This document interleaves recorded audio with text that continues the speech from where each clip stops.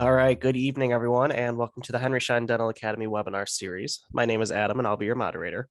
Tonight, we're joined by three speakers: orthodontist and entrepreneur, Dr. Emily Funk, lead designer with Henry Schein's integrated design studio, Renee Susami, and Henry Schein equipment sales specialist, Dan Mulvey. Together, led by Dr. Funk, they will describe the journey of building a dental practice from the ground up. If there are any questions throughout the webinar, please add them to the Q&A section, and we'll answer them at the end. And lastly, Henry Schein is not offering CE credit for viewing or attending tonight's presentation live or on demand. Welcome to all of you. Thanks, Adam, and hi, everybody.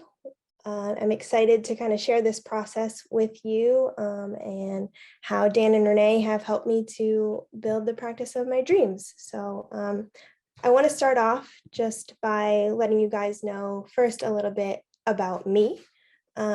I attended Columbia for my DDS, and then I was fortunate enough to match at Penn for my residency in orthodontics, and I graduated from there in 2021. And then I opened up my practice in December of 2021. So that's not a typo.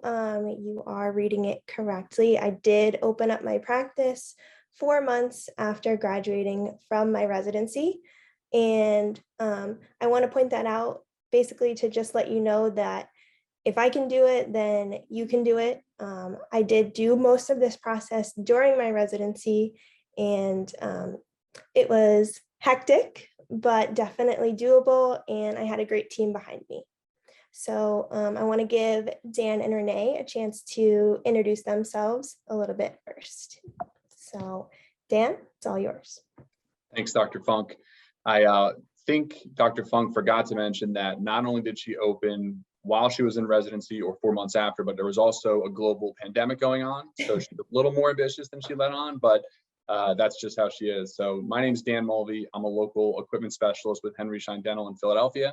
Started with Henry Schein about 12 years ago as a field sales consultant. 2 years later, switched into the equipment role.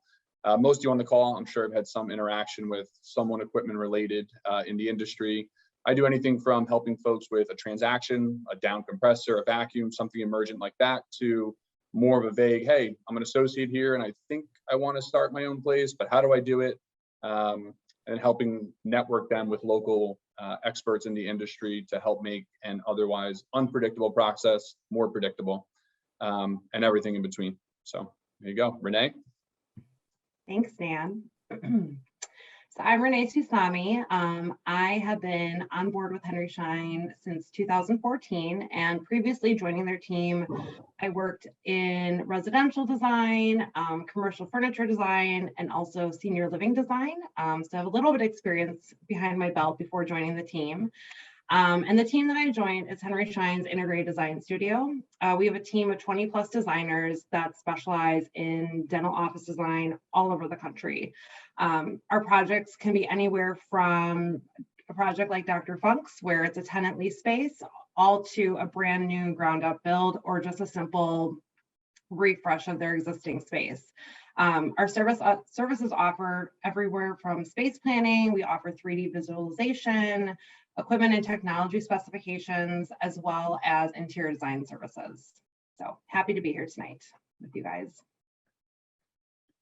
All right, so thanks, Dan and Renee. Now I'm going to head into kind of the meat of the presentation. And this process includes many, many steps, but this is kind of breaking it down into 5 major buckets. And this is also the format that I'll keep for the presentation. And I think if you are overwhelmed by the process, this is a good way to break it down into more digestible steps. So first, it starts with defining your vision. So what I mean by that is think about why you want to open a practice, own your own practice, and imagine the type of environment that you want to create. What types of procedures do you want to offer? How many chairs do you want to have? How many patients do you want to see per day? And who is that ideal patient? If you already have an existing practice, are you just trying to be more efficient with a space that you already have? Are you wanting to just update it, or do you want to kind of change the overall atmosphere and focus of your practice? And then it's always important to think about how you want patients to feel and also how you want to feel, because ultimately you're going to be working there every day or most days. So you want to make sure that the environment is comfortable for you and your staff. So think about your overall vision for the practice. And as you'll see, as we go through the rest of these steps, I think this is the most foundational, important part of the process, because if you're clear on your vision, the rest of the steps kind of fall into place. And when you're not sure what the right answer may be, if you think back to that vision, most of the time the answer will present itself. So one kind of piece of defining that vision is, who is your ideal patient? And when we look at the marketing industry, marketing professionals often talk about what are called consumer avatars. So what this is basically envisioning a virtual persona of your ideal customer. And in our case, as healthcare providers, that customer is a patient. And getting really clear on who this person is helps you to market your services effectively and tailor your messaging and your marketing for that particular group. So here are a couple of patient avatars that I kind of came up with just to give you an idea of what I'm talking about when I say a patient avatar.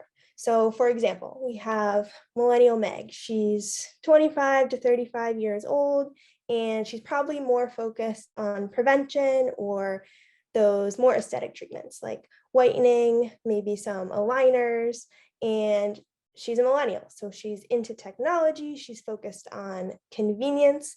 And one of the other big things that millennials look for is identifying with brands that have a mission. They love somebody that supports a cause. So that's kind of one profile. And then you can take a look at these other ones, but also if we look over kind of at No Frills Ned. So he's a guy who's in his 30s to 40s, and he's not super focused on aesthetics or how he looks. He just wants something that's going to get the job done.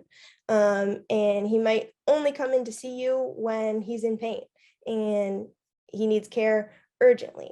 So if that's your ideal patient, then you want to be able to offer same-day treatments and appointments and make sure that the services that you're offering are cost-effective and approachable. So this is not meant to have you pick your patients to fall into one of these categories. It's just to kind of give you an idea of how you should be thinking. And the more in-depth and more detailed you can get in terms of defining this ideal patient, the better. And think about not only what is their socioeconomic status, but what kind of stuff do they like to do for fun, and what kind of other products do they buy? What are their priorities? What's important to them? And again, this doesn't mean that you're only going to treat that one type of patient. There will be definitely other types of patients in your office, but if you can narrow it down to one persona as your ideal and market and plan everything that you do towards that one person, it's going to be much easier and focused for you in the process. And it's also going to increase the chances that that ideal patient is going to be sitting in your chair, because they're going to find you. Can I ask a question? So none of this was taught in school, right? So were there any like self-education? How'd you kind of get all this rolling in your head? So this wasn't taught in dental school from what I hear. Yeah, so none of this, anything that we're going to talk about today, was taught to me in dental school or in my residency. So I would say the biggest thing that you can do, and I'll touch on this a little bit later, is seek out resources and act like a sponge. in any way possible, whether that's just talking to other people that have done what you're trying to do, or listening to podcasts, webinars like this. Today in the digital world that we live in, we are so lucky compared to the dentists and owners of 20 and 30 years ago, because we have so many resources at our fingertips. And trust me, I know, because I was in this position of not knowing anything just a few years ago. And if you want to find the information, it is out there. I would recommend, again, listening to podcasts. On my commute into residency, I would listen to podcasts, and that's how I learned a lot of the information that I know today, as well as attending webinars like this. Websites with forums like Dental Town and Ortho Town are awesome too. They're great places to ask questions.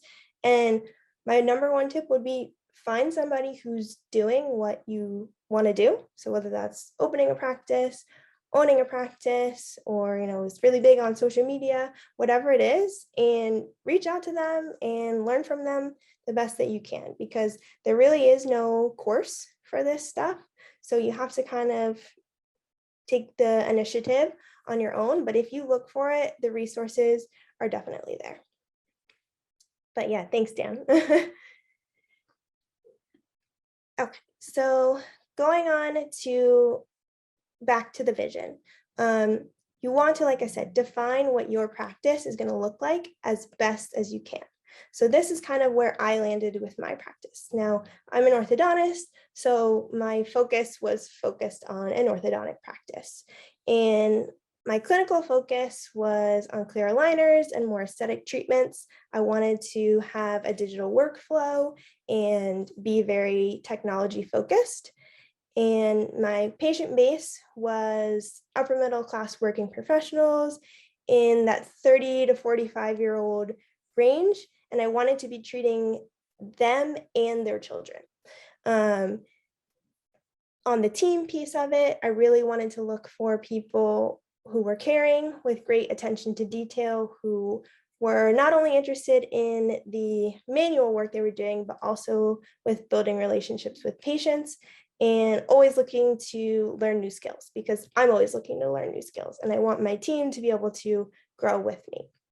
And then finally, the vibe. What do people feel when they come into your practice? For me, I wanted an environment that was going to be comfortable for kids, teens, and adults, because like I mentioned, I wanted to be treating a parent with aligners and the child with braces at the same time in my office. And I wanted a place that both of them would feel comfortable coming to. And so I wanted an environment that was more upscale, but also fun and not stuffy, that people could be comfortable to, laugh with us and have a good time.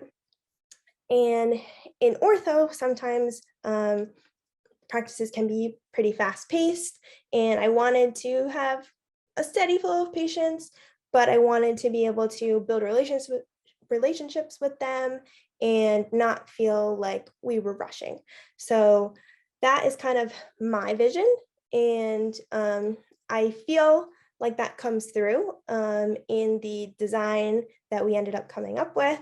And I feel like we have done a good job so far with creating that environment. But again, my vision doesn't necessarily have to be your vision, but you just want to make sure that whatever your vision is, that you are clear on it, because as we go through the next steps, you'll see how important that is. So speaking of the next steps, once you have your vision, the next part of the process is to identify a locale. And what I mean by that is not a specific address, but maybe a zip code or area that you would like to be in. And that, I think, is really a merger between two things: the demographic factors and the lifestyle factors. So a lot of times you hear about demographics, does the population support that area and blah, blah, blah. And people can get very into the numbers. And I think those are important. And we'll definitely touch on them in a second here. But something that I think is also very important that can't be overlooked are lifestyle factors. So you want to be able to find a place that has favorable demographics, but it also needs to be somewhere that you're willing to live, because you are going to be going to work every day in this area. So you need to keep in mind, how far from your office do you want to live? Do you want to live so close that you're running into patients while you're out and about? Some people are fine with that, and some people would rather keep their personal life private, and they don't want to be, at the grocery store and see a patient. Also, is it an area that provides opportunities for your spouse, if you have one, or your children? Is it somewhere that you can see yourself living long term? Because most of us, I think, if we're putting in the energy to build a practice or redesign a practice, are expecting to be there at least for a good few years. So you want to make sure that it is a place that you won't hate in a year or two. And there's sometimes a trade-off between the demographics and the location. So typically your more rural areas are going to tend to have a little bit better demographics because there's less saturation, fewer practices, but a lot of times the lifestyle piece of those more rural areas is not as appealing. So you just need to kind of keep that in mind and make sure that you're comfortable with the geographic area. And if you're not, are you comfortable with driving a little bit further, maybe commuting that way for a trade-off between lifestyle and demographics? So some of the demographics that you do want to look out for are population, the median age, the household income, employment. Are there existing dentists in the area? And what about physical geographic barriers? That is a big one. And I think that's something that people don't necessarily think about. So there is data that shows that people don't tend to cross over major highways or bodies of water. If you're in an area where there's mountains or things like that, if you take a pinpoint on the map and you draw a circle radius around it, the numbers might look good. But if there's a river running right through the middle of that area where your radius is, people tend to not cross over the river when they're going for healthcare providers. So you want to keep that in mind and just take a survey of the area and make sure that there's not any physical geographic barrier that might make the area not as ideal in reality as it looks on paper. Another thing with employment, you want to look at, is it more blue collar jobs or white collar jobs? And I'm not saying that one is better than the other. It all depends on your vision, right? If you're looking for a certain type of population, you want to make sure that that population is living in the area where you're looking. Same thing with renting versus owning. For me as an orthodontist, I am going to be looking for patients that are going to be with me, for 1 to 2 years. So I am looking more for people that own their homes and are living there and staying there for a period of time. Whereas maybe if you're a general dentist, that's not as concerning to you if somebody is just renting for a year. And then, they're going to move out to a different zip code because they'll still need to get their cleanings and have their restorative work done. So again, it's not so much that one demographic value is better than another. It's, do the demographics tell the story of the ideal patient that you're trying to attract? So like I said, for me, big thing that I looked for was rent versus own, the median age, of course, because there is a sweet spot for orthodontics in terms of the age of our main patient base, income, and then existing dentists and orthodontists in the area. So for me, having a high number of existing dentists was actually a fairly good thing, because overall there was a low number of orthodontists. So that means to me that there was a volume of patients that needed to be seen for orthodontic care and not necessarily enough orthodontists to fulfill the need. But it all depends on what you're looking for. You just want to make sure that what you're looking for matches with the data. So once you've kind of established that locale or given area that you're looking for, you want to enlist the help of a broker. And you're looking for somebody that has experience in commercial real estate. Commercial real estate is very different than residential real estate. I would say ideally, if they have experience with medical or dental professionals, that would be great. Familiarity with the local area is always good. And if they have access to demographic data, that is super helpful because it can save you money. There are companies that will do dental demographic data for you, but my broker was able to provide me with a lot of the demographic data, so I didn't have to pay a third-party company to do that. You really want somebody with experience who can help you in the negotiation process. There are a lot of things, especially if you are leasing, that you may not realize are important. So for example, I wanted to make sure that I had options to renew and contingency clauses written into my lease. If the landlord sells the property, that I won't, lose my space.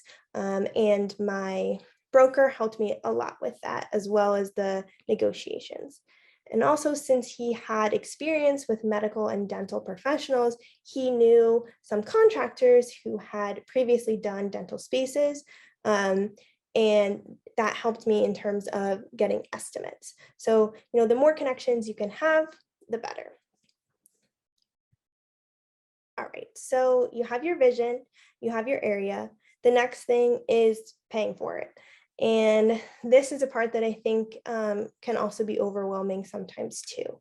There are healthcare specific lenders, and I would recommend going with them just because the structure of the loans tends to be more favorable because of the low default rate on loans for dentists. You can get 100% financing plus working capital, which is like not the standard for any other type of loan.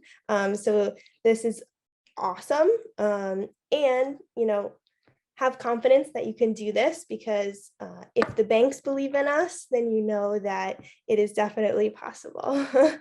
As far as this process, I would say you want to get this rolling as soon as possible, as soon as you start looking at spaces in a given area, because you want to have all of your pre-approval documents and everything in line, so that when you find a place, you can make an offer and start negotiating right away. Your funding won't come through until you actually need the money, but you want to have everything in place and show that you have funding available. So, for me being younger and a lot of my colleagues, I think people can get a little overwhelmed by student debt. And the banks actually don't care too much about your student debt. So don't worry about that. What they do care about is if you are delinquent on any debt. So make sure that you are making your loan payments and they will be fine. They're not concerned about the amount of debt so much as if you are living within your means and making sure that you're responsible with your money. So you want to make sure that you have a good credit score, and a good rule of thumb that I was told by many of the banks that I spoke with was that you want to have at least 5% of the total amount that you're trying to borrow in liquid assets. They will also look at the demographics for the area where you're trying to build, and they want to see a business plan. So definitely start working on that. And then ideally, they like to see 2 years of work experience. Now, because I didn't have that, because I was doing this during my residency, it did limit the options that I had in terms of financing, but it is still possible. So there are fewer banks that will work with you if you have under 2 years of work experience. But again, it's still very possible. Okay, so that kind of wraps up the pre-work, I'll call it. And then it gets into the part where Dan and Renee came into the picture and helped me with the rest of the process. And that is the design and plan process. So this is something that you want to begin as soon as you've identified a space. So once you've found a space, you want to make sure that that space is going to work. And not only will it work in terms of, feet and inches, but does it work with your vision? Can you make a design that works so that you can build that practice that you're hoping to? You want to consider things like patient flow, employee movement, and also future directions of the practice. You want to be able to build in the space to grow or advance as your practice grows. And this preliminary floor plan is something that you can use to get an idea of construction costs, because before you sign a lease, you want to have an idea of how much it's going to cost you. So Dan and Renee, I'll let you guys kind of jump in here and see if there's anything that you want to add before we dive into it deeper. Yeah, thanks, Dr. Funk. So thinking about the journey, right, that you went through and where we're at in the process now, everything you spoke about earlier is some of the more unpredictable parts of the project, right? There's no timeline for how long your vision is going to take to form, or consider your ideal patient, or finding the space, right? All those parts of the project are always hard to figure out how much time you need, right? They're a little unpredictable. Now we're getting to the part where things become more scheduled and much more predictable. So Dr. Funk to date, in this journey here as an example, she's surrounded herself with professionals to help her, right, go through this journey, because she can't do it by herself. She has a broker. She had the space finder. Now we're going to start getting into builders, and she also had the bank. So we're pre-designed right now, but when you're starting to negotiate leases with your broker, all the things Dr. Funk mentioned working into the lease to help protect yourself down the road, while that's happening, you also want to start to be looking at narrowing down your search to hopefully 2 spaces, maybe even 1, and you want to start looking through some floor plans to make sure that your vision for the space will fit within those walls, and to make sure it's enough space for you. Before you can even really narrow down the space, you're going to have an idea of how many rooms you want to have, right? What's your vision for the space? And to go with that is, you're going to have associates in the practice, you're going to be solo, kind of what fits your bill there. Once you know how many ops you think you want to have in the practice, there's certain standards in the dental industry that will help you narrow down, I need X amount of usable square foot for my space. There's rentable square feet and usable square feet. Usable is what you can physically design and work within. Rentable is the outer walls, if it's a lease space or if you're going to mortgage it yourself as well. As you start to really narrow down your spaces, it's a great idea to have your local equipment partner visit some with you before you commit to anything. Sometimes there are things that jump out to them, like lots of columns. Even if it's 2,500 square foot and that's what you want, maybe it's not a very designable 2,500 square feet. Maybe there's things going on in the space that will make it really challenging to fit the vision that you've shared with your equipment partners. Builders can do some walkthroughs with you. If you have local area builders that you think you might want to work with, they'll be very happy to check with you on the front end to get to know you and hopefully make you feel comfortable with them. They'll check the electrical service, HVAC requirements. Before you sign a lease, you want to know what your build cost might be for that particular space. Any design should be meant, just like Dr. Funk has laid out here, to help work within your vision and maximize functionality and efficiency throughout the day. And Renee, if you want to touch a little bit on kind of how we figure out how much square foot we think we might need for the space, people might like to hear. So the rule of thumb that our team, Integrated Design Studio, typically utilizes is anywhere between 400 to 500 square feet per dental chair. So that number can be a variable, like in Dr. Funk's space, she's an orthodontist. So there's some areas that we can shrink things up. In a general practice or an oral surgery office or endodontics, that number might actually have to increase. So we usually utilize that as a rule of thumb though. So I think when you're working with a broker and you're starting to look at different locations, if you kind of think of that 400 square feet per dental chair and multiply that, that will give you kind of a good starting point to think of, okay, I need to look for a space that's 3,000 square feet. Now, as Dan mentioned, you can have a 3,000 square feet and there can be a lot of caveats. You can have a space that, you know, may have different levels in the space. So a ramp is required, or, you know, has existing restrooms, and that sounds all wonderful. The builder walks through with you, and then your plan comes over to us and we're like, well, none of these are to current IBC building code. So working, like Dan had mentioned, with a local equipment supplier early on, and then working with their design team, whether it's Henry Schein or it's another company, can really help you assess that space. And a lot of times, you know, with working with Dr. Funk, she had this one space in mind, and that was amazing. But a lot of times with other customers that we work with, we can be looking at multiple spaces. And so we can do quick test fits just to kind of see what's going to fit within that space. So you're not wasting your time, and we're not wasting our time in putting together this beautiful detailed space, but it's still not getting you really at the end of the day what your desire is. Thanks, Dan and Renee. I think those are all really good points and big things to consider. In terms of my project, so as Renee mentioned, I was looking at one space in particular, but the space was an open shell, basically. The outer walls were built, but it was a new construction and nothing had ever been in the space before. And I was trying to find a balance between being economic with my budget and not leasing too much space, but also making sure that I had enough space. So this very amateur drawing on the right side is what I had originally sent over to them with my kind of thought on how I wanted to lay out the space. And as you can see, I also gave them what I called my wish list of the things that I wanted to make sure to include. So I wanted to have 2 separate entrances, one for staff and one for patients. I wanted to start with a pan-ceph machine for, you know, budget reasons, but I also wanted to make sure that we had room in the future to upgrade to a CBCT, because like I said, back to my vision, I knew that I wanted to be technology focused and digital focused, but that's not a step that I could take right away due to, you know, financial constraints in the beginning, but I wanted to make sure that the office was designed with that in mind. And again, I wanted to have room for a 3D printer because I wanted to have a digital workflow as well as a digital scanner.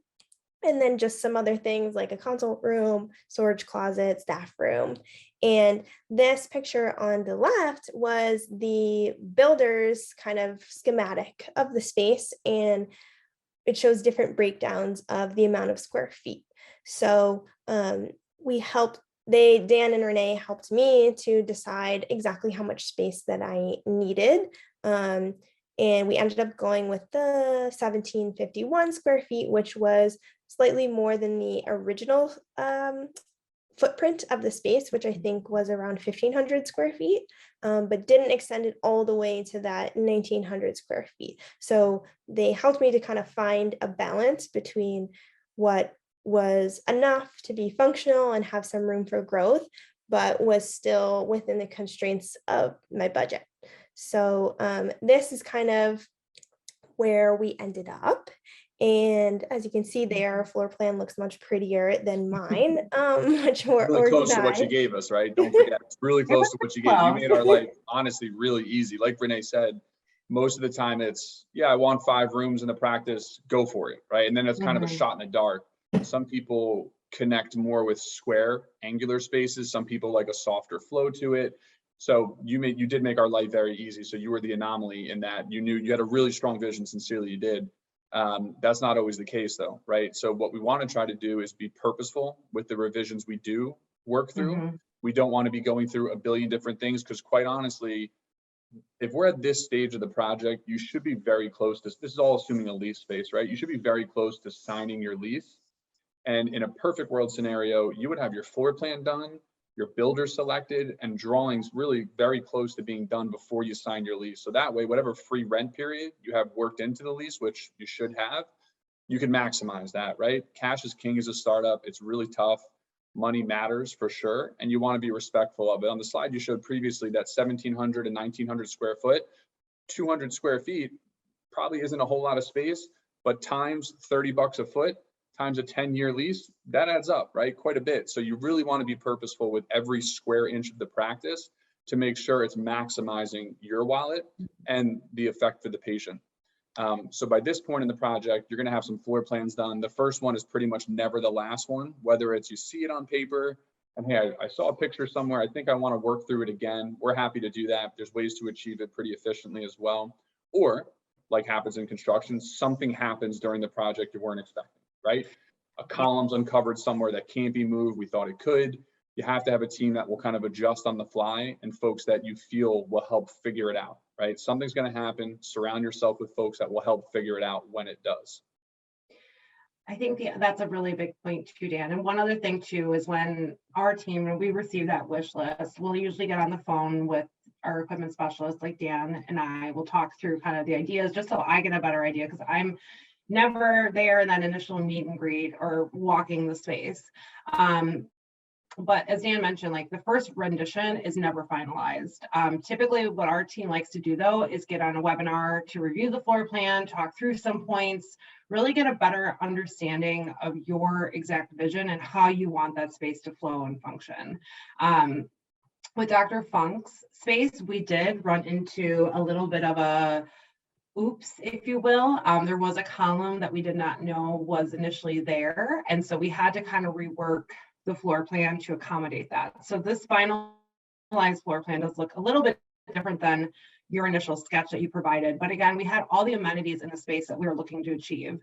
You know, we had our 2 ADA restrooms that was on your wish list. We had 2 entry points. So we have our main front entry and we also have a staff exit over on the left. We have sterilization, lab to accommodate a 3D printer, a large brushing station, nice sized staff areas, and a really, nice front desk waiting room. So I think at the end of the day, together working as a team, you're able to roll with the punches as they come versus trying to tackle this all on your own and by yourself, So I think, again, giving upfront good information of that vision and that flow of the space and how you want it to function is really critical.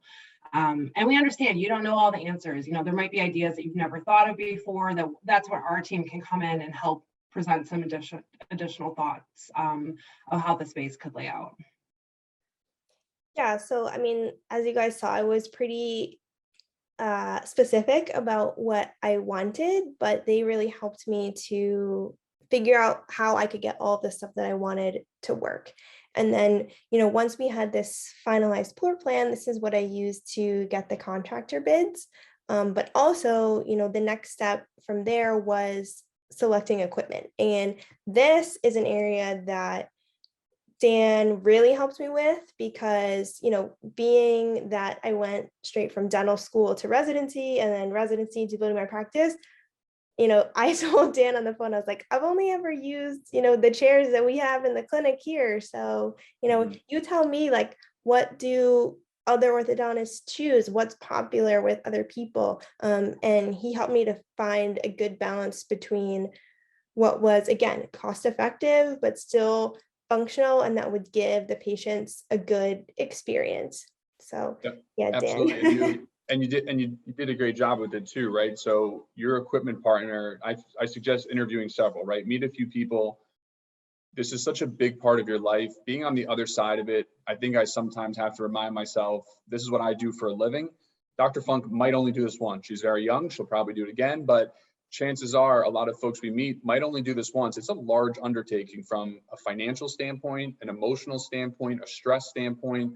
Everyone has other things going on in life other than this. This takes up a lot of your time. So you got to follow your gut and your instinct with who you think will help serve you best. And from the equipment side of things, the budget matters. As a startup, $1 in a startup is worth $100 in the real world, right? It's valued much more heavily because there's not as much of it. And you have to save yourself from working capital to survive, right? You have to pay your team, you have to eat, right? You have bills, you have a life. You have to have working capital, but that doesn't mean you have to go with something that's going to break down and give you a headache. There's plenty of dental equipment out there that is value engineered. It's good quality, shouldn't give you a headache, and it's very affordable. So Dr. Funk was a little different in that she came right out of the clinic. Most times folks come from a DSO or working somewhere for a few years, and now they're going to start their own journey.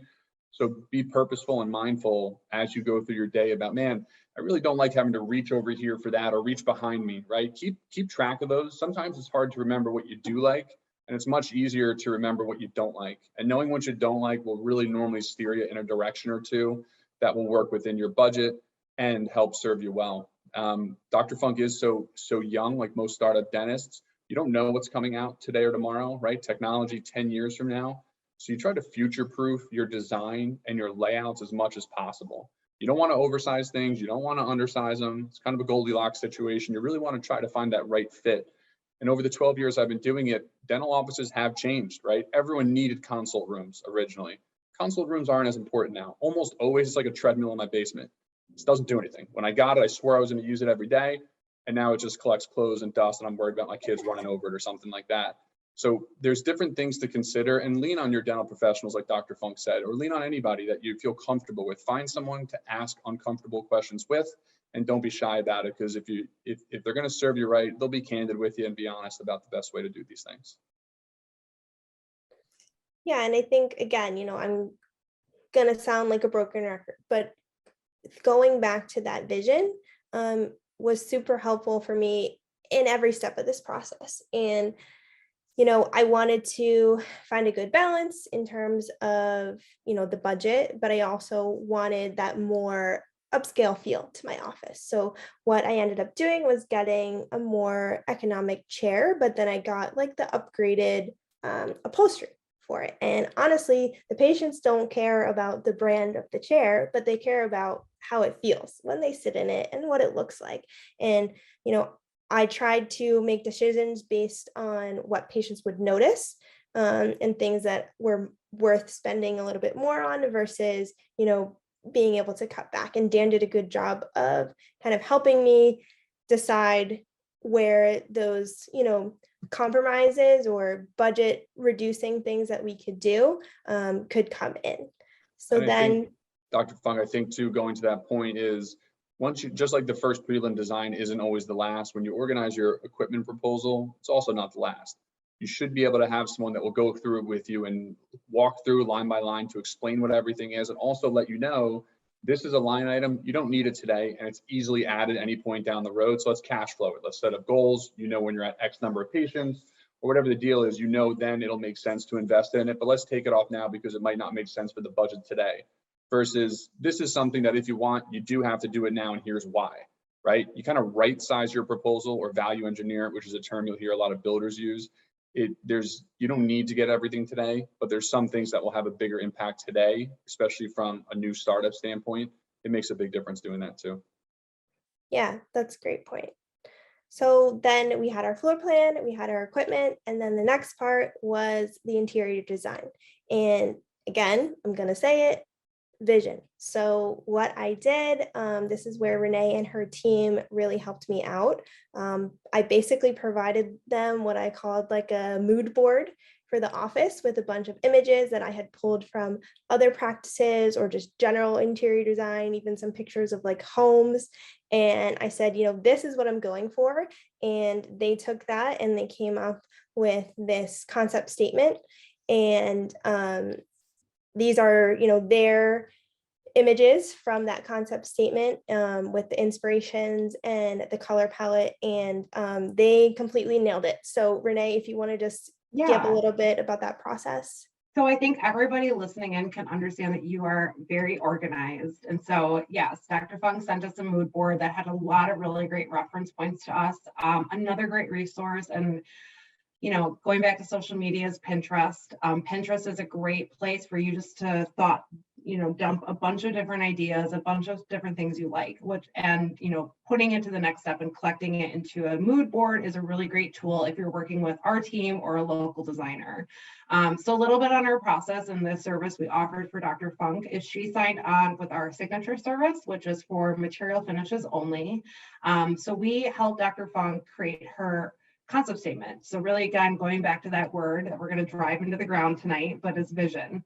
So creating an aesthetic or describing the aesthetic of the space. And we really wanted something that Dr. Funk had mentioned earlier, the word comfortable, but feeling upscale, understanding that she is going to be applying, braces to teenagers that may not care what the space looks like, but their parents care what it looks like. And they care where their dollars are going to. And they also want to be comfortable in an environment where they're sitting while their child is being treated on, once a month. Or if you're an adult in their 30s and you want to get the aligners, you also want to be walking into a space that feels really comfortable and maybe again has more of that upscale feel. So we took a lot of that information that Dr. Funk provided, and we wanted to create a color palette also that felt a little bit different. Blue is a huge color in dental. I love blue offices. I do them all day, every day. I love it. But it was really exciting for us to work on something that was a little softer. So we really wanted to create just pretty much a neutral base, but adding some pops of like a dusty sage green, which we reincorporated back in with her equipment selections too. Some other key things we wanted to incorporate was herringbone install with the luxury vinyl plank floor. We wanted to do some sort of fun wall tile at the brushing station. It's really the center of her entire ortho base. We really wanted it to stand out. And then just some different things we could do, again, being budget friendly, but was incorporating different types of wainscoting. So, and you'll see pictures coming, the next slides showing our actual application. And then a really sleek, modern front desk, and also incorporating some textured wall covering. So, one thing I will want to say is because Dr. Funk had kind of all these ducks in a row, she had the builder selected. When we started doing this, she was able to send us her bid that myself and my team was able to analyze and review to ensure that there were no red flags when it came to finishes, that the budget, the numbers for flooring allocation seemed correct, that we had room in the budget to incorporate some of these additional details like the wainscoting, the accent tile, and the decorative wall covering. And having open conversations with the contractor early on was super beneficial for us to ensure that we were able to get these things in, and we just had to understand where our price point needed to fall. Yeah, so basically what Renee was hinting at was after I kind of approved that concept statement, which I'm pretty sure I gave them like no edits on that first. I don't think we had any edits, no. They totally nailed it. They came up with this more detailed plan of kind of room by room, the different finishes and these elevations that we could provide to the contractor so that they could see exactly what we were looking for in terms of, the details and the finish work in every space. And that really helped to provide an accurate bid. The bid and what I actually ended up paying at the end of the day were within $2,500 of each other, and it was actually under by $2,500. So I think that's pretty good, and I think that a lot of that is due to the detail that we were able to have from the beginning, thanks to these elevations from Renee and her team. Yeah, and I think, too, like when you see some of the finished pictures, I think, and I'm really happy to hear that we're $2,500 under budget. That makes me really excited. But again, you can have the champagne look, and here comes my Wisconsin roots on the Miller Lite budget, where we can have really great materials that are dental approved. I probably shouldn't have said that. Sorry, Adam, cut that out of the YouTube video. No. But first and foremost, we wanted to select materials that were going to wear and tear well in a dental office environment. So everything that our team specifies is commercial grade. So the flooring that Dr. Funk installed, I believe, has either a 12 or 15-year lifetime warranty. So by that time, I guarantee probably even after 15 years, it won't fail, but she may be ready to give it a little bit of a facelift, including the carpeting, the wall covering, all commercial grade. But we were still able to incorporate a lot of really, really fun details, from the quartz waterfall edge to this really fun accent wall and consultation where we did almost like a picture mullion effect with a textured wall covering our divider panel in the bay. And again, going back to that brushing station. So there was a lot of really fun things that we were able to do on a tighter budget. But again, having those conversations up front with a contractor will let your designer know what they can and cannot propose for the space. So from there was just the fun part, was building it and watching that vision finally come to life. So that picture on the left is what the space started as. So like I said, it was like an empty shell. And then we'll see the progress as it goes. But throughout this process, Dan and Renee were both involved. Dan on the equipment side and working with the contractor and coming out and making sure, physically marking the space, so that all of the equipment that I had ordered, Dan made sure that it was going to fit, because sometimes what you see on the paper is not necessarily what's in the actual space. But we had no hitches there, at least not that I know of. We kept you in the dark. No, but it's because you should have, to Dr. Funk's point, that picture on the left is before anything starts. That middle picture there is well underway. Dr. Funk's space was on concrete, which many places are. You're either on concrete or you're on the second floor of a building, right? Or a basement. So there's nothing in between. Most of the time it's on concrete and saw cutting. It's common, it's standard. A lot of builders actually prefer it because that means you're interrupting no other business below you. If you're on the second floor of a building, that means they have to worry about the ceiling of the tenant below you, which can be challenging to work with. That's a detail. I wouldn't pick a space based on that, but your dental equipment partner on the project should be on site throughout the build at minimal milestones, right? Before anything started, when the floors are chalked out by the builder, your dental partner should go out with templates, lay out the floor. The easier it is for the builder, the easier it is for the dental company, and we all work for and with Dr. Funk. So really everyone should have a vested interest in making sure it's as smooth a process as possible. Again, something will come up during a build, you figure it out. Surround yourself with people that are just going to figure it out, right? That's what you want. And in this project, really not much did come up because there was so much legwork on the front end, which certainly made things much easier. But your dental company should be on site throughout the build to help make sure all the dental equipment, the plumbing, the air, vacuum, drains, reinforcement for panseps. You also want to future-proof it, right? Conduits under the slab, running to above ceiling, in an open bay like Dr. Funk's. Her chair and cabinet, ortho cabinet, are on an island. They're not attached to anything. So if something comes out down the road, how is Dr. Funk going to connect it? We ran conduits under the slab and we know where they are on plans that get above ceiling. So she always has the ability to connect. You try to future-proof things as much as you can. And one thing, Dan, I just want to throw in there too, is in addition to providing the floor plan, we also provided dental, mechanical, electrical, and plumbing drawings too. So those go into addition with the full architectural set. So that is also really, really helpful to have. That's how you ensure all those chalk lines are snapped correctly. The equipment's going to fit. And so that when they go to install, there aren't any hiccups in the, down the road. Yeah, and that was key. And my contractor commented several times on how organized the plans from you guys were, and they were very happy to be working with you. And once all of that structure and the bones of the space was laid out, then it came down to more of the detail work and those interior design elements. So you can see here the tile wall that we have at our brushing station, and then the logo wall in our waiting room, and the dividers between the chairs going up. And Renee and her team provided every detail of that to the contractor. So the measurements, and I remember, email chains going back and forth about exactly which type of piece, the trim piece to use, how thick. And I just kind of let them talk directly and handle that. And, it looked great in the end. So.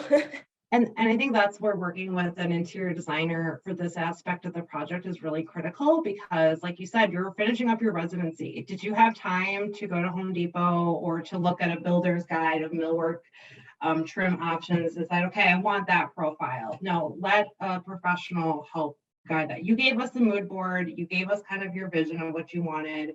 We all this decision making and selection making, the larger items, you approved, you saw full-size samples, but when it gets down to these nitty-gritty details, let someone else handle that, but it is key because those little tiny details is what can make and break the space. So yeah, I was really happy with how all of everything turned out, especially with the wainscoting wall kind of in this basket weave pattern.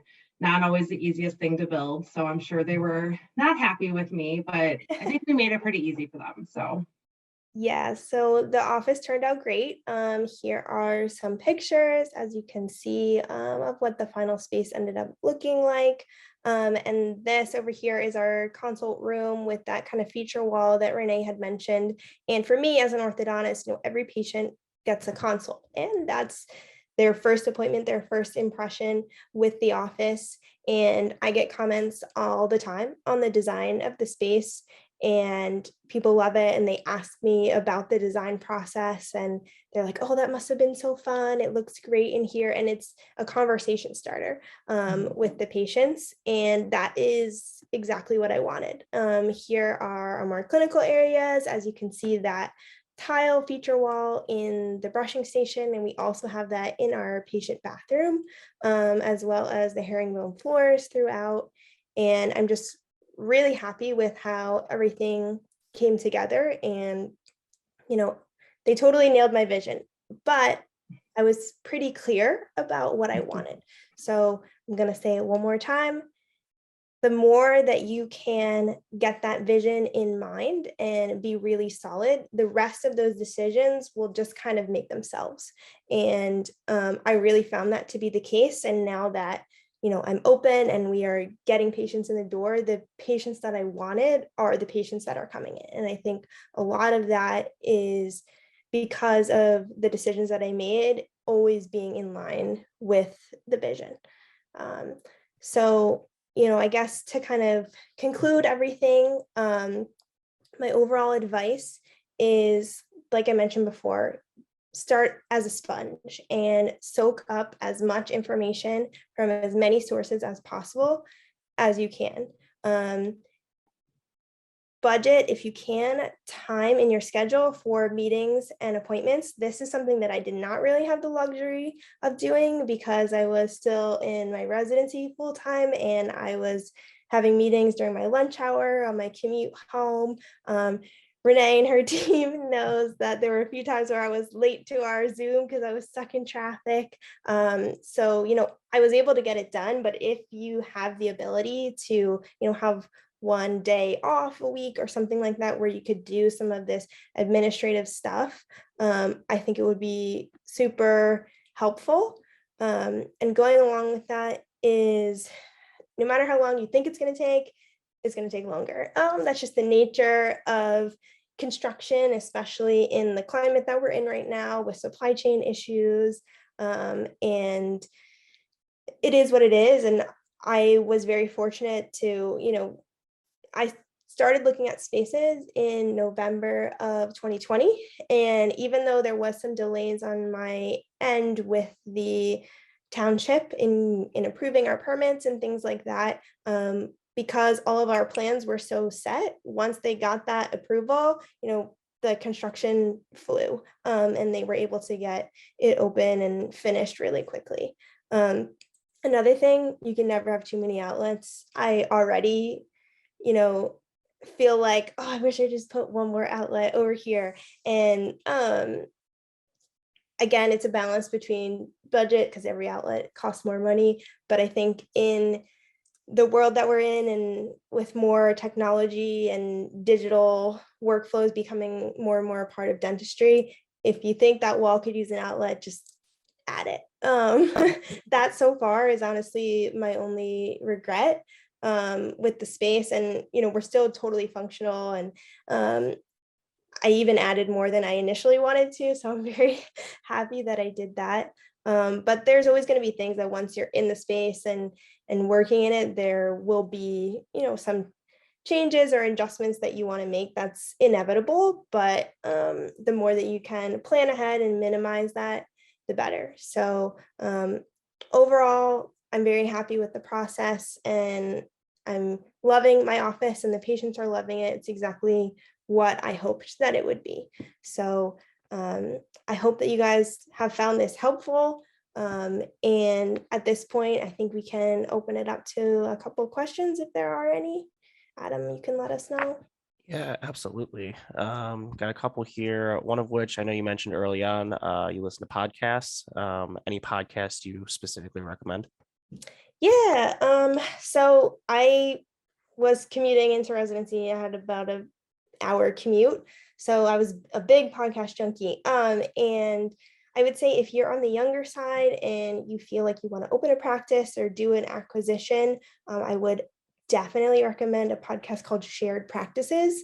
It is all younger dentists and who are pursuing ownership or associateship, and they cover everything from lease negotiations to insurance, credentialing, and I think that podcast is probably the best bang for your buck in terms of time.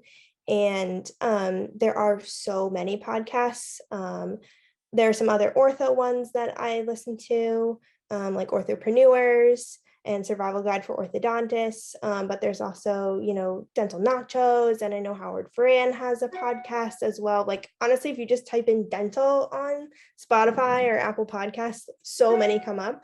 And I would just browse topics that I wanted to learn about. Like I would say dental lease negotiations, and then a bunch of podcasts would come up. So literally in this world, this digital age, any topic that you want to find information on, you can just Google and search are your best friend.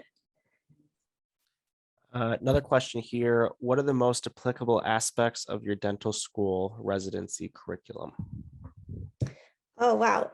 So, I mean, number one is learning how to treat patients. So with me being an orthodontist, ortho is very different than general dentistry. So I had to totally, learn that. And that's obviously the main focus of residency is learning your specialty. I also had the opportunity as part of my residency, we did have a few, like, I want to say practice management type courses, but one of the things that we did that I found most helpful and I'm grateful for was one of our classes. We did visits to different orthodontist faculty of our program and went to their offices, kind of saw their workflows, how their practices were set up, and then we all gave presentations on those offices. And I think it was just a great opportunity to see what practice could be like outside of an academic environment, and also see different styles for different practitioners and how they have their office set up, because ultimately, there are a million ways to do it and you just have to find what works for you. So yeah. All right. Someone I think, did ask about the resources to learn more about financial management, bookkeeping. Going back to what I commented on earlier, I think surrounding yourself with people that you trust, right? So you meet a few different people out there. If you're a general dentist, you're going to end up referring to endodontists, oral surgeon specialists that you trust.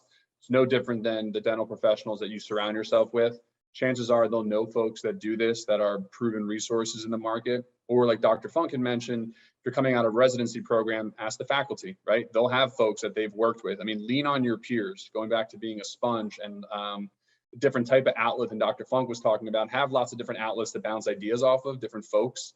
And there's plenty of folks out there. The Academy of Dental CPAs is a great resource as well. The ADCPA, you can go there to the website, adcpa.com, I think, or if you Google it, you'll find one in your local market. Those CPAs, all they work with is dentists. So they know all the advantages of Section 179 and all these different tax, cost segment studies, all these different things that could be helpful. So it depends on your market, but you should be able to ask some local professionals to help find someone for that too, I think. Definitely. Excellent. And this is just my question. I forgot if you mentioned or not. What were you most intimidated by when you started the process? I would say the most intimidating piece was the fact that I was kind of going against the norm. I would say, like, everybody that I talked to, whether it was the bank or, my brokers initially, like, everybody was like, oh wow, like you're still in residency. And once they talked to me and saw how organized I was and that I had actually thought this through, nobody treated me any differently than I think they would somebody who was, been practicing for 10 years. But a lot of those initial interactions were a little bit intimidating and uncomfortable for me, because I felt like I had to kind of prove myself. I think maybe part of that is why I was so thorough, because like I said, I felt like I needed to prove that I knew what I was doing and that I was capable of this. But honestly, people ask me, was I scared of, going right out of residency or opening the office? And really, no. I knew that this was what I wanted to do ultimately. And because of the area that I wanted to be in, I saw that this space was available and there's limited commercial real estate in the area. And I didn't want anybody to go in there and take the space before I could. So I would say ideally, I probably would have practiced for a year or so first just to get my feet wet. But I felt like I didn't want to miss the opportunity. And so I went for it and I have no regrets.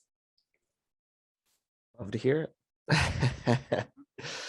Awesome. Well, I think we got through all the questions. Congratulations on a beautiful practice, Dr. Funk. Thank you for your time tonight. Thank you to Dan and Renee as well.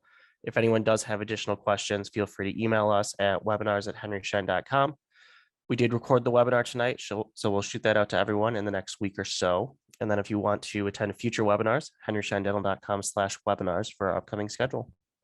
Thanks again, everyone. Have a great night. Thank you.